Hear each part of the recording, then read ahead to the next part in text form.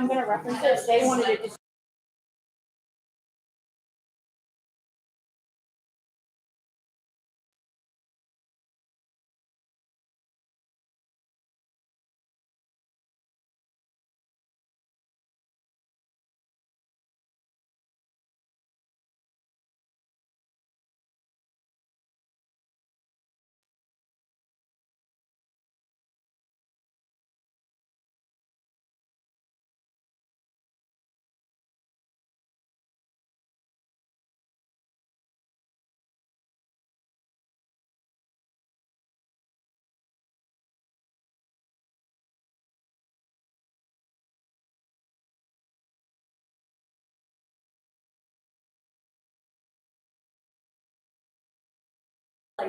I did. I didn't even chop your name off already. Perfect, that's fine.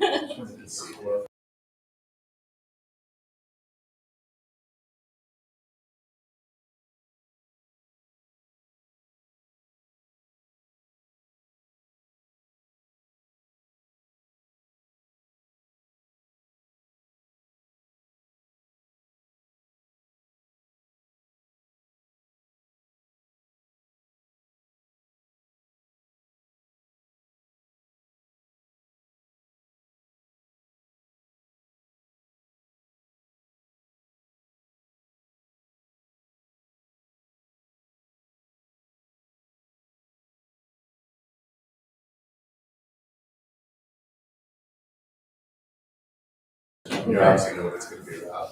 Good evening and welcome to the June 10th Board of Aldermen meeting for the City, Town, and Country. I now call this meeting to order. I'm going to ask everyone to please rise and join me in the Pledge of Allegiance. Pledge allegiance to the flag of the United States of America and to the republic for which it stands, one nation, under God, indivisible, with liberty and justice for all. Thank you. I would now ask the city clerk to call roll for attendance. Alderman Allen? Here.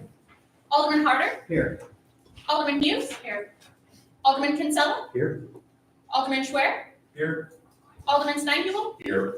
And Alderman Weezahan. Here. I have Alderman Murphy as absent, Mary Ream is presiding, and we do have a quorum. Thank you very much. I seek a motion and second to approve the minutes from our May 28th meeting. So, second. Thank you. Any discussion on that? All in favor, say aye. Aye. Anyone opposed? And it passes unanimously. We have a couple citizens who have asked to speak, and I think we'll do that first. Each one will get approximately 3 minutes. First one, and I apologize if I mispronounce your name, but you might give your name and please your address. The first one is Maureen Strassheim.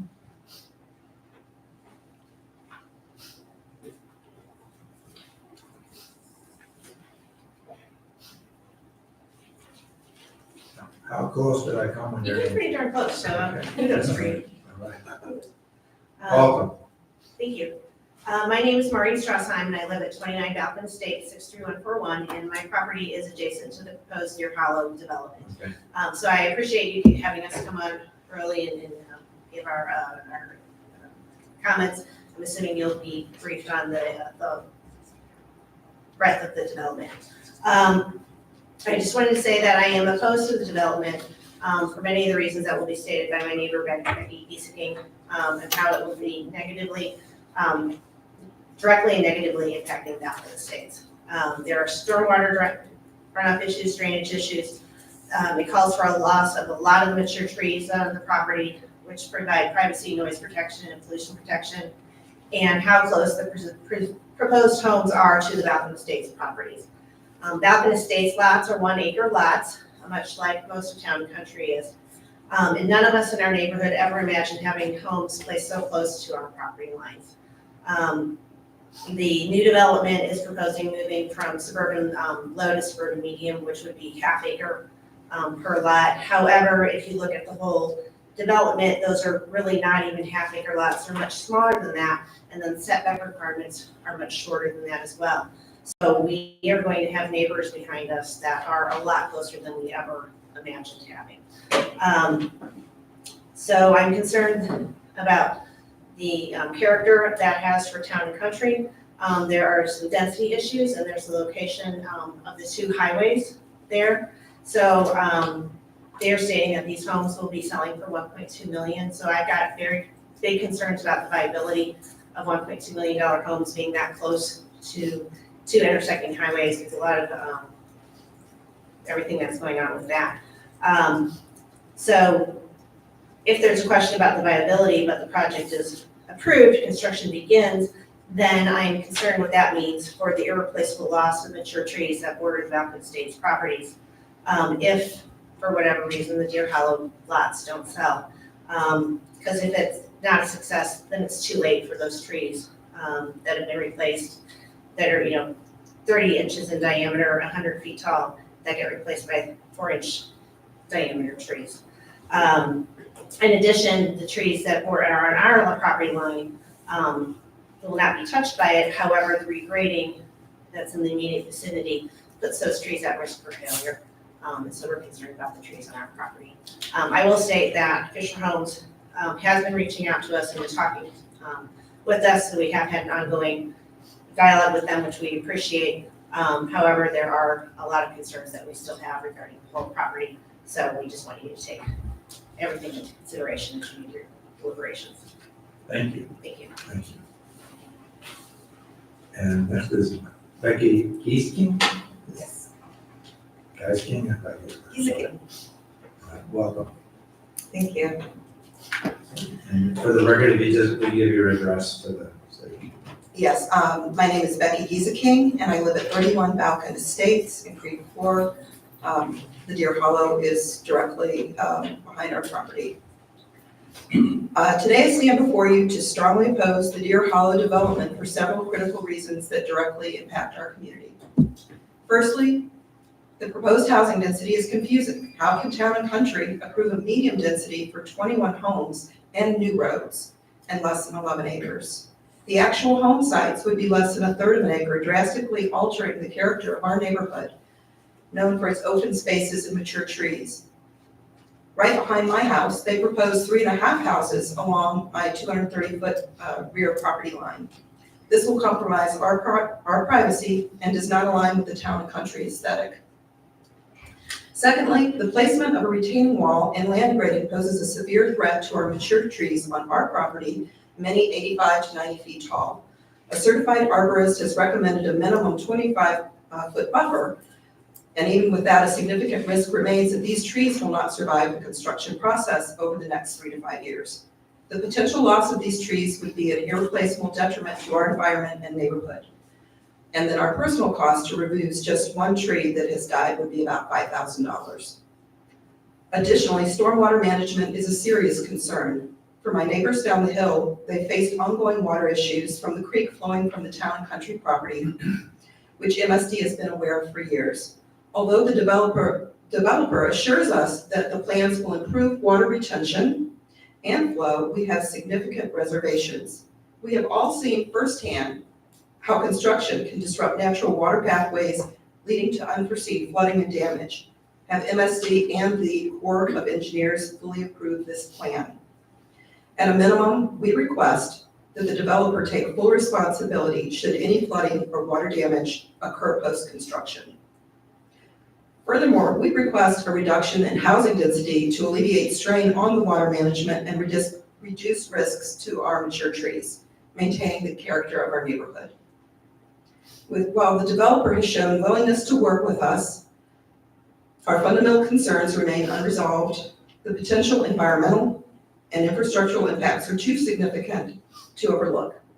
In conclusion, I urge the council to vote against the current plans for the Deer Hollow development. We ask for a revision of the project to address our concerns about housing density, tree preservation, and water management. It is essential that any development respects and preserves the existing character and environment of our properties and the community at large. Thank you for your time and consideration. Thank you for coming to Motion. Thank you. Those are 2 public comments I have.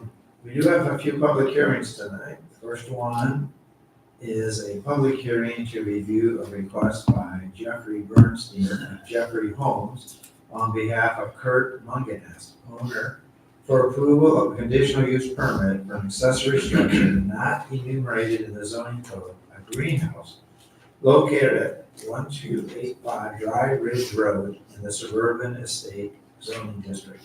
I now declare the public hearing open. I would ask the city clerk to enter exhibits. Exhibit number 1 is affidavit of publication of notice of hearing, published in the St. Louis County on May 23rd, 2024. Exhibit number 2 is typewritten notice of hearing, posted at the Municipal Center, on the city's website, sent via Notify Me, posted on the subject property, and mailed to property owners within 300 feet of that property with a list of those property owners attached. And exhibit number 3 is bill number 2431. Thank you. I would invite Mr. Bernstein, the owner's rep, to the podium to answer any questions. And I would ask the members of the board first before I ask the public if they have any questions. So I would open it up to the board if they have any questions for Mr. Bernstein.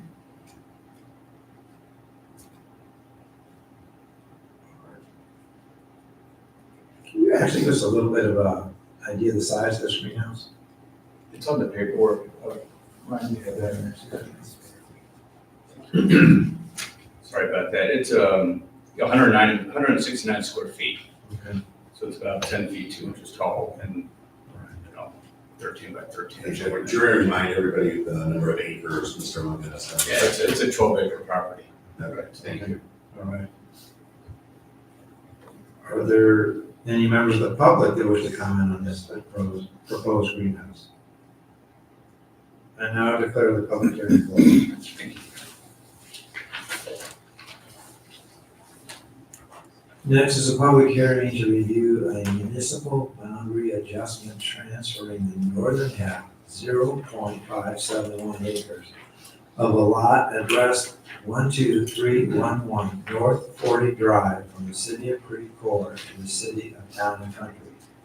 This municipal boundary adjustment is in association with a request by Grand Communities LLC, Fisher Homes applicant for approval of a rezoning from the suburban low zoning district to the suburban medium zoning district of a site of approximately 9.816 acres, 10.387 acres upon annexation, located at 12311, 12327, and 12345 North 40 Drive. I now declare the public hearing open and would ask the city clerk to enter exhibits. Exhibit number 1 is affidavit of publication of notice of hearing, published in the St. Louis County on May 23rd, 2024. Exhibit number 2 is typewritten notice of hearing, posted at the Municipal Center, on the city's website, sent via Notify Me, posted on the subject property, and mailed to property owners within 300 feet of that property with a list of those owners attached. And exhibit number 3 is bill number 2433. Thank you. I would ask City Planner Ryan Spencer to the podium, please, to answer any questions from the board.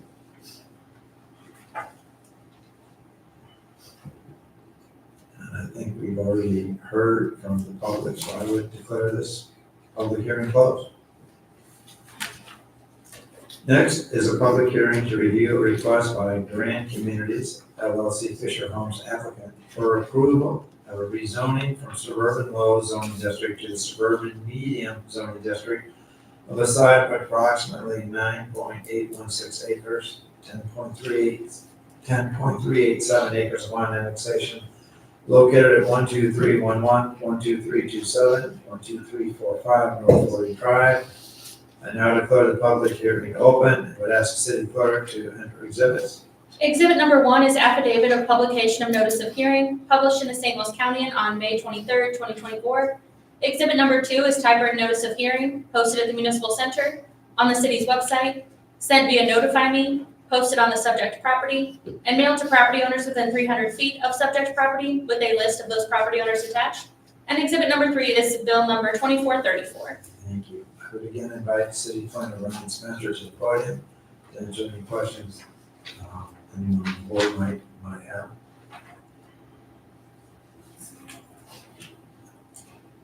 Alderman Louisiana. Thank you, Mayor. I know it's in our packet, but could you just give a brief explanation of the difference between suburban low and suburban medium? The main difference is the density that's permitted. Suburban low allows a density of 1 unit per acre overall, and suburban medium is 2 units per acre, basically half acre size lots. The intent of suburban low and suburban medium these are zoning districts along our freeways and are eligible for planned residential communities such as the development you're going to hear about later tonight, so that the overall density will be 2 units per acre, but the lot sizes will be 8,000, 15,000 square feet in size. It's similar to Mandalay, Polo Downs, Pembroke Court, those are other similar subdivisions. Thank you. Alderman Stein, you go. Yeah, thank you. Hey, Ryan, I think you might have just answered it. So those are the ones that are suburban medium, Mandalay and Polo Downs are, yes. are suburban medium. Yes. Thank you.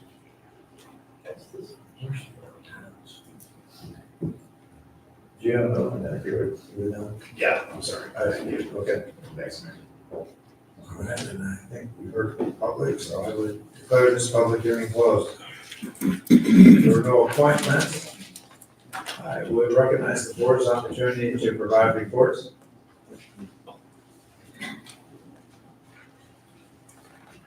Alderman Hughes. Thank you, Mayor. The next meeting of the Architecture Review Board will be held on Monday, July 1st at 5:30 here at the Municipal Center. All are welcome. Thank you. Thank you. And I'll go to you, Mr. Sheldon. Yes, thank you, Mayor. As unfortunately I've announced to the board previously, our city attorney, Ed Sluice, and his family are relocating out of the region. He will no longer be able to serve as our city attorney. And so we appreciate Ed's service. We will be recognizing him appropriately later on. He's going to serve until the end of July. But in his stead, it will be Kevin O'Keefe. Kevin is with us this evening. Kevin has many years of municipal experience. And as I also pointed out to the board, he was featured in the most recent issue of the Municipal Magazine from the State Missouri Municipal League. So we welcome Kevin. Welcome on board, and we will certainly miss. Thank you. Look forward to it. No answer. He's working on it. It took me a few years to get mine. All right. Moving on to unfinished business, bill number 24-25, board as a whole. Without objection, will the city clerk read the bill for the second time? Bill number 2425 is an ordinance amending Title 4, Chapter 405, the zoning regulations of the Town and Country Municipal Code, specifically by the amendment of Section 405.1710.a and Section 405.1710.b regarding planned non-residential developments. I would seek a motion and second to continue this. So moved. Second. All in favor, say aye. Aye. Thank you. Next, bill number 24-26. Without objection, will the city clerk read this bill for the second time? Bill number 2426 is an ordinance amending Article 23 of Chapter 405, the zoning regulations of the Municipal Code of the City of Town and Country, by enacting Section 405.1804 and granting a rezoning change of 11.58 acres to be known as Woods Mill Crossing, located at 14302 South Outer 40 Road, from its current commercial district to a planned non-residential development district for a single-family residential and commercial retail uses, and approving a preliminary site development plan for same. And Mayor, I have a couple of things to enter on this item. I'll be entering the first, which is a formal request from George Stock with Stock & Associates on behalf of McBride Homes. It's a continuance request for this bill to the meeting of June 24th. It was sent via email on June 3rd, 2024, and distributed to the board last week. I then have a couple of public comments that were distributed to the board prior to tonight. The first is an email in opposition from Catherine and Eugene Beal, 1516 Topping, dated May 29th. Number 2 is an email in opposition from Pleasant White, dated May 30th. Number 3 is an email in support from Karen Gadara, 737 Craffle Lane, dated May 31st. Number 4 is an email in support from Tom and Kathy Bridges, 724 Cedarfield Court, dated June 5th. And number 5 is an email in support from Rodney Haynes. an email in opposition from Rodney Haynes, 1610 Crackle, dated June 10th. Thank you. Thank you. I seek a motion and second to continue. So moved. Second. All in favor? Aye. Bill number 24-29, Board as a whole, without objection, would the city clerk read the bill for the second time? Bill number 2429 is an ordinance accepting the bid and authorizing an agreement with Pace Construction Company for the 2024 asphalt pavement program. Thank you. I seek a motion and second to approve. So moved. Second. Any discussion or amendment? I would, Alderman Harder. This is on the pace thing, right? That's it. I have a question. The bid was $597,770. You had the 5%, you got $627,659. It says it's in the budget. It's already been budgeted. Yes, sir. The only place I could find in the budget for this was for $475,000. Am I missing something? That's what we had budgeted originally for the asphalt program. The concrete program came in well under budget, so we're using the excess funds from the concrete program for asphalt. Yeah, because I did say that if you add the concrete and then, that was what, that still doesn't quite add up to that 627. Well, it should. It should. Or are you saying we have the funds to cover it? Yes. We have appropriated enough funds to cover this, the 627 or the 597? The 627. Mr. Shelton, do you have any thoughts on that? I haven't looked at the actual reduction in the concrete bid, but I'm sure Ms. Jadali, who's not here, confirmed those numbers with you, Michael. I have not talked to her about it. Okay. But you know your total budget number, and you know the concrete bid, and you know the asphalt. Yes. There's change order requested too, so that wouldn't be possible if there wasn't money. Thank you. Good catch. Any other discussion? I would ask the city clerk for a roll call vote. Alderman Hughes. Aye. Alderman Steinhebel. Aye. Alderman Kinsella. Aye. Alderman Schwer. Aye. Alderman Weezahan. Aye. Alderman Harder. Nay. And Alderman Allen. Aye. The bill passes 6-1 and becomes ordinance number 4635. Thank you. Next bill number 24-30, sponsored by Alderman Allen and Murphy, without objection, with the city clerk read the bill for the second time. Bill number 2430 is an ordinance approving a 22nd amended final site development plan for the development known as Maryville University, City of Town and Country, Missouri, with conditions to be complied with and authorizing certification of the 22nd amended final site development plan. Thank you. I see the motion and second to approve. So moved. Second. Thank you. Any discussion or amendment? I would ask the city clerk for a roll call vote. Alderman Allen. Aye. Alderman Schwer. Aye. Alderman Harder. Aye. Alderman Kinsella. Aye. Alderman Weezahan. Aye. Alderman Steinhebel. Aye. And Alderman Hughes. Aye. The bill passes unanimously and becomes ordinance number 4636. Thank you. Moving on to new business, bill number 24-31. Probably Alderman Weezahan and Steinhebel will sponsor, and without objection, with the city clerk read the bill for the first time. Bill number 2431 is an ordinance approving a conditional use and authorizing a conditional use permit for an accessory structure not enumerated in the code, a greenhouse, located at 1285 Dry Ridge Road in the city of Town and Country. Thank you. Bill number 24-31 is continued to the meeting of Monday, June 24th, 2024, for the second reading and consideration. Next, bill number 2432. I think the board as a whole will sponsor without objection. Will the city clerk read the bill for the first time? Bill number 2432 is an ordinance authorizing the city to enter into a TAP, Transportation Enhancement Funds Program agreement for the Topping Road Resurfacing and Pedestrian Improvements Project Phase 2A for and on behalf of the city of Town and Country with the state of Missouri by and through the Missouri Highway and Transportation Commission. Thank you.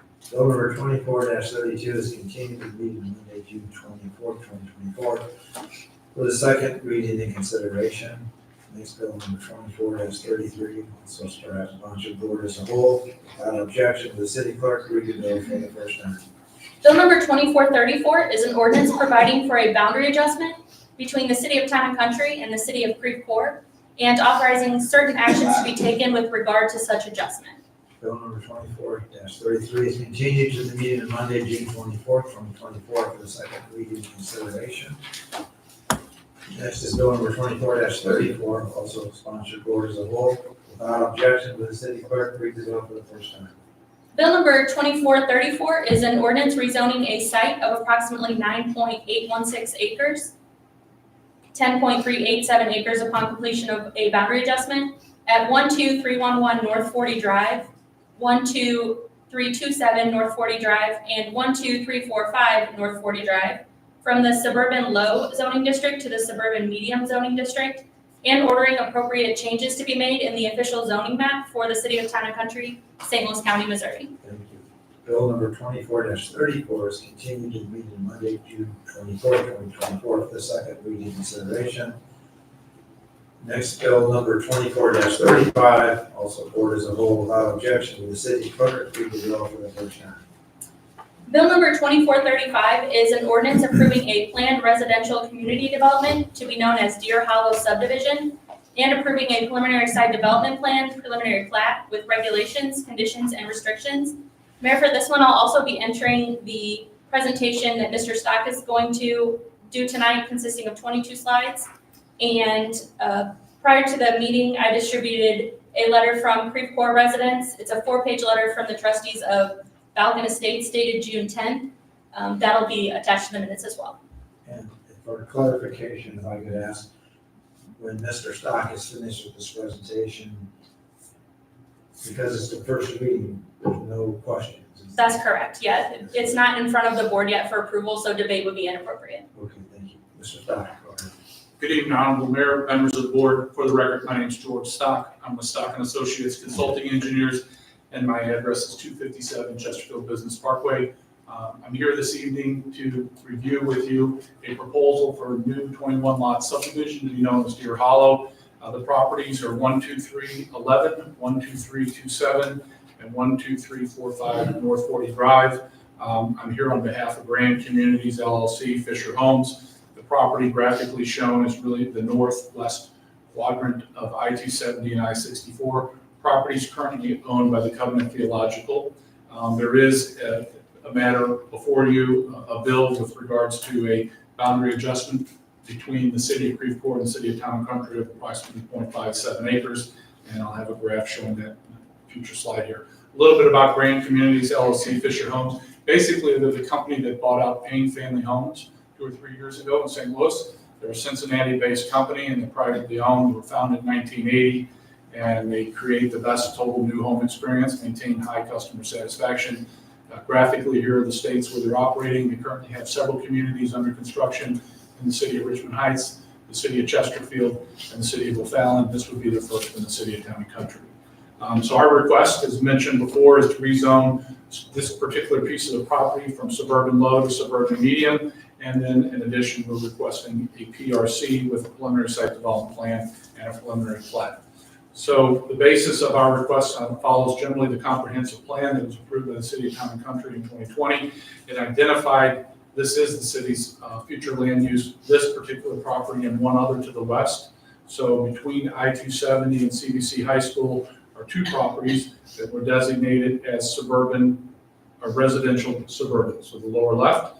So we're taking that and then we're looking at generally the criteria that was set up within that, which I'll come to in a moment, but we're requesting a rezone from suburban low to suburban medium. It was mentioned where some of those others are. This map generally shows both the suburban low and suburban medium. And again, along I-64 or Highway 141 is generally where these are used along the highway system. So a little bit about the residential suburban, and again, this is on a comprehensive plan. The PRC is a tool to work with the environmental components of the site, the natural resources of the site, and this site certainly has both. It has trees, it has a creek that runs through and bifurcates it. But what allows us to do is come up with creative lot design that grants options for higher density in return for open space. And There's a variety of housing types based on physical nature of the property and the market trends or desired housing. Landscape buffers, natural resource dedication, and a maximum building height of 2 stories. All of that, we believe, we've encompassed in this request before you tonight. So again, a little bit larger aerial of what's around us. So as I mentioned, the municipal line of Creve Coeur and City, Town, and Country bifurcates an existing platted lot that was processed through both cities with the municipal line going right to the middle of the house. The home that's there in the property is half in both cities. So very unusual. I don't see a whole lot like this. So the request before the City of Creve Coeur is to move that municipal line to go around the perimeter of the property. Along our north is Balkan Estates. The house immediately to the northeast is property that's owned by the Covenant Theological, and then to the west is a single property owner, and then a little bit further from that is CBC High School. As you look at this drawing, you'll see the creek. There's a lot that's been discussed about drainage. That discussion has taken place at both the Planning Commission and the City of Town and Country, the Planning Commission, the City of Creve Coeur, whereby I presented to both, and we've made adjustments, which I'll explain as a result of that. So a little bit about the topography, and again, the house that I was referencing, you can see the house outlined there. You can see the municipal line going through the house. From a topographical standpoint, this ground is what it is, a hollow. So thus the name Deer Hollow. So there's high topography on the northeast, there's high topography on the west, it all slopes down. Everything drains from the south to the north. The watershed that comes onto this property or through this property is really Interstate 270 and I-64. The raindrop that hits Missouri Baptist Hospital, at least the western half, flows under 270 and goes on this property. So the majority of the water and the problems that Balkan Estates has is really the result of the interchange water, not necessarily this undeveloped piece of property. And what we have represented, I'm very confident in what we represent, is that the stormwater measures that we implement will actually reduce and improve the runoff from this particular property. The issues that Balkan Estates have, I'm not 100% certain of those. I don't dismiss them. They have issues, but I know when we're done with our development, we're not going to be exacerbating them. In fact, we're going to improve the runoff from our property. And I know that the City of Creve Coeur and the Public Works has a program in place to try to address those issues. I've had discussions with the City of Creve Coeur representatives. A lot's been discussed about the Corps of Engineers and MSD. We're in dialogue. That information is submitted to the city. So we have conceptual approvals from both. It's not appropriate to get final approvals from them until you go through the zoning entitlement. But we are discussing with MoDOT, MSD, and the Corps of Engineers. So our land plan is really 21 lots. It's 2 cul-de-sac streets. It's respecting the creek, not touching the creek, respecting the boundaries that are on the creek. And what we've done is we've changed this plan from what the Planning and Zoning Commission of the City of Town and Country actually saw. There was feedback and testimony from residents and interested parties from Balkan Estates that felt that where we had some stormwater basins or a particular stormwater basin may be inappropriate. As a result, we've redesigned the plan, moved the stormwater basins further from them, but yet providing the requirements in order to reduce the runoff dramatically, volume reduction, and water quality. So we revised this plan, and we've had still 2 single cul-de-sac streets. In addition, there's been discussion about the north property line with Balkan Estates. We do have a retaining wall. We've moved that wall from 12 feet to 20 feet off the property line. That 20 feet was a request of the residents. Now I know there's a letter that's been handed to you, and I got it an hour ago. Creve Coeur emailed it to me.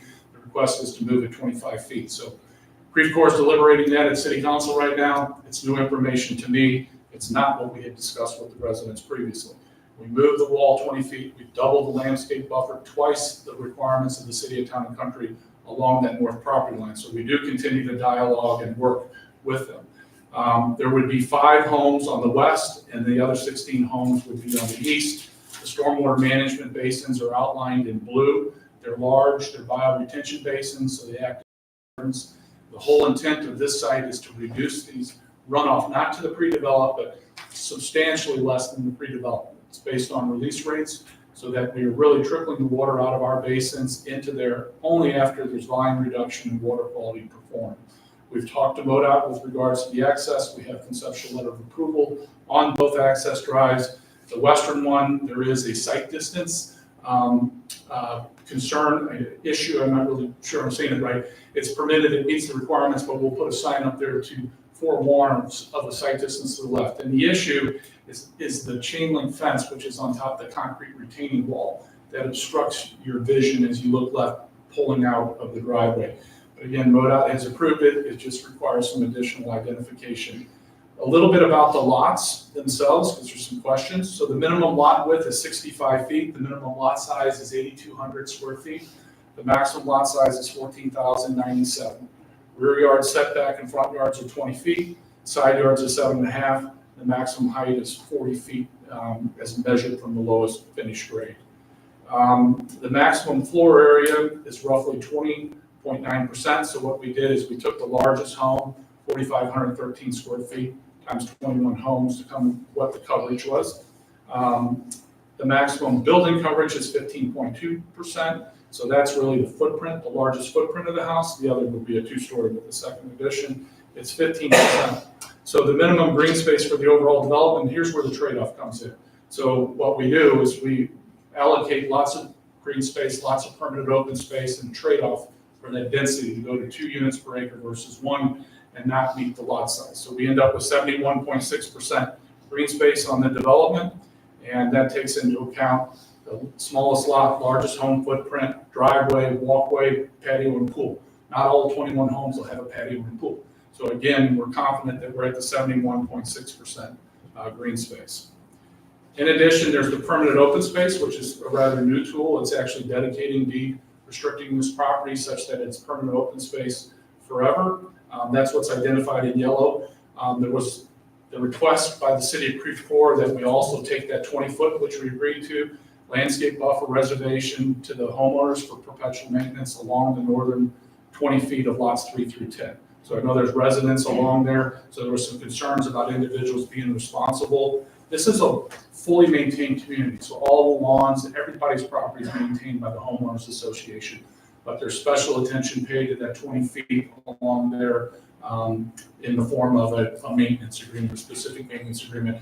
And that's something I'll show you in a moment, a letter I wrote to the mayor and the city council of Creve Coeur on Friday, assuring them that we would implement that as part of this plan.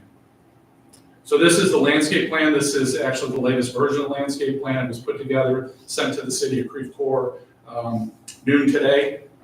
Basically, the big change was along that northern buffer, increasing the height, the size, the species, and the numbers to be twice that of Town and Country for a buffer yard. And again, that was in response to the meetings and discussions we've had with the residents. So all in all, when it comes to the landscape plan, particularly along that north buffer, there's 14 canopy trees added, 14 understory trees, 14 evergreen trees, and 556 shrubs. That's in that north 20 feet. The total buffer yards are 45 canopy, 45 understory, 45 evergreen, and 1,700 shrubs. So this is a rendering or perspective of the different homes and products and what the street could look like. Looks like a suburban residential subdivision, high quality homes, average price 1.2 million, single family, all commonly maintained. There was some discussions about the street trees and how to mix them up and change the street trees. I think that came out of ARB. We've agreed that so that it wasn't cookie cutter, the same palette of trees in the front yards, but we will modify that and make some changes to it. So again, these are just really pictures showing a perspective of what this cul-de-sac street could look like. You know, the homes will be custom. Each homeowner will pick their home.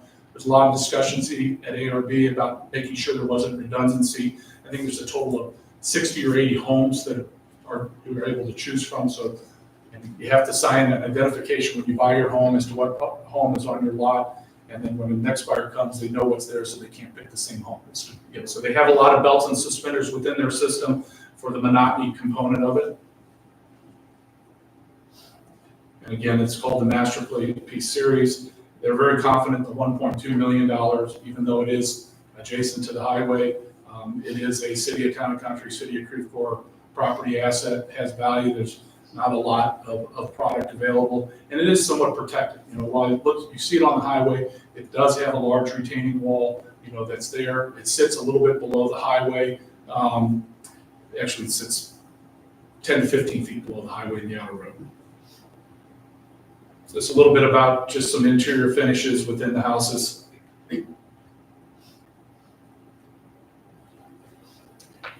And then, as I mentioned, there's just a lot of homes to be able to pick through.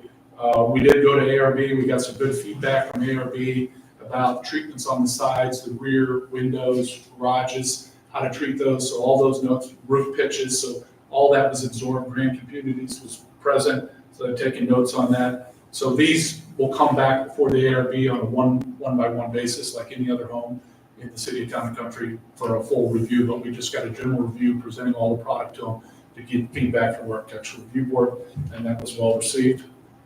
And that really concludes my presentation. The only other thing that I want to point out is this is the document, and again, the city of Creve Coeur sent me an email and asked me to commit to certain things relative to Balkan Estates, and they related to one, which was a 20-foot buffer, and as I mentioned, I just learned in the last couple of hours that's been requested to be 25.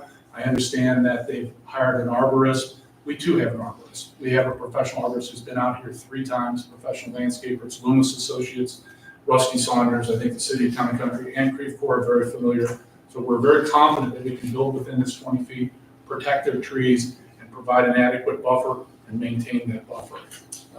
There were some questions about the modular retaining wall that I showed you in the backyard. That retaining wall is not visible from Balkan Estates. Balkan Estates looks south, and they'll see some homes, some roof lines. Our homes are about 10 feet lower than theirs, but the retaining wall is retaining the higher ground along the property line. So you have to be in a Deer Hollow home to see the retaining wall. It's 5 to 6 feet tall. It's not a big wall. I think their concern about the wall was more damage to root system and trees, thus the moving the wall further to the south. And then again, they asked for an updated landscape plan, which we provided them. Attached to the letter was this updated site plan, moving the stormwater basin, the permanent open space that we had assured them we would do, the new landscape plan with the new landscaping, and then the natural resource protection plans, tree removals, which are all requirements of the city of Town and Country, but we provided all that to the city of Creve Coeur. In fact, I've been transparent on all correspondence between Creve Coeur, Town and Country, so everybody's on the same page. And with that said, that concludes the presentation. I know there's residents here. We're not going to stop talking to these residents. We're going to continue to work with the residents. But like I said, it's a little bit of a game changer in the last couple hours, and we'll have to get up to speed on that. Thank you very much. Mr. Stock, thank you. And bill number 24-35 is continued the meeting on Monday, June 24th, 2024 for the second reading and consideration. Next is approval of liquor licenses as listed and distributed in the packet. I seek a motion and second to approve. So, Any discussion or amendment on that? All in favor, say aye. Aye. Thank you. Next, a resolution number R08-2024, a resolution of the Board of Aldermen authorizing the submission of a map plan by the city of Town and Country to the St. Louis County Boundary Commission. Seek a motion and second to approve. So moved. Second. All in favor, say aye. Aye. Any opposed? Thank you. The warrant list is the amount of $267,955.13. I seek a motion and second to approve. so moved. Second. Any discussion or amendment on the warrant list? Alderman Allen. Thank you, Mayor. Now, Mr. Shelton, I did notice on here the cost for lodging for Mr. Key and Ms. McNamara. This is kind of for all of our information, said he is an associate. He is our provisional judge. Is he an employee of the city? No, he fills in if our judge has either a conflict or an absence. So he needs to be, meet all the qualifications and be up on all of the guidelines with the state court system. So is he like a consultant for us or a He's contract? appointed, the board appoints him. You appoint a judge and a provisional judge. So he is appointed by this board. So within that appointment we are committed to paying for his meetings?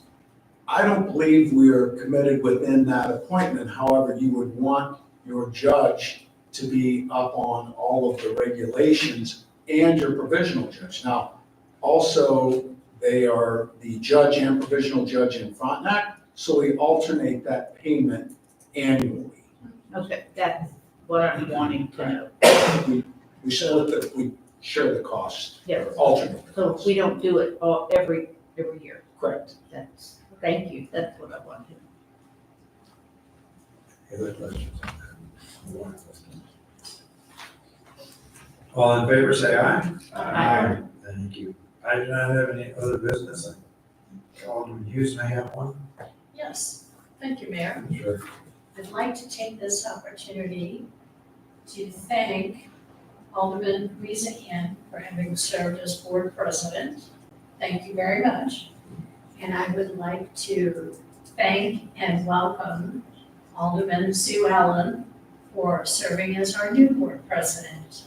It's a lot of work, and I just want to say thank you for your efforts. They're appreciated. Thank you.